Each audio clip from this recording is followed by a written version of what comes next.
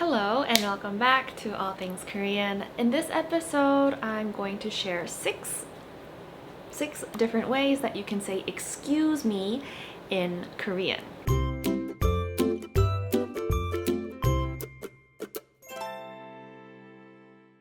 So let's just jump straight to it. Number one is the dictionary definition, and that is 실례합니다.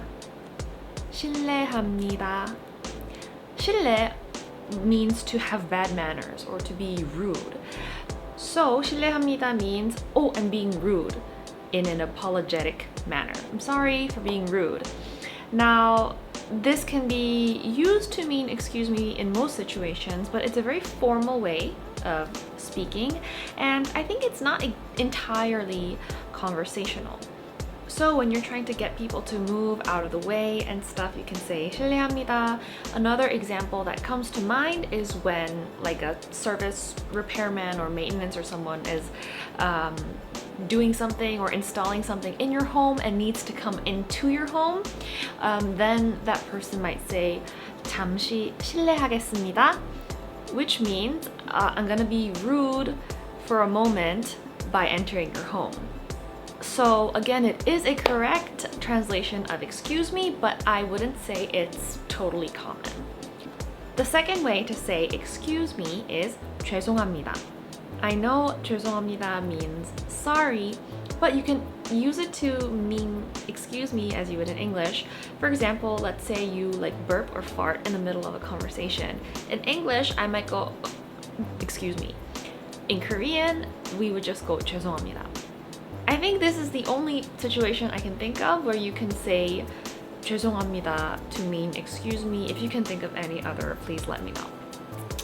Number 3, 4, and 5. They aren't necessarily direct translations of the word excuse me or the phrase excuse me, but they can be used in that same situation to mean excuse me. So number 3 is 잠시만요. 잠시만요. And 잠시만요 literally means one moment. Just a moment, please. And this can be used kind of like English. One moment, please. Or let's say you're just trying to move through people, get off the subway or something. You can say 잠시만요, 잠시만요. One moment, one moment, one moment. Get out of the way. And numbers 4 and 5 are actually similar.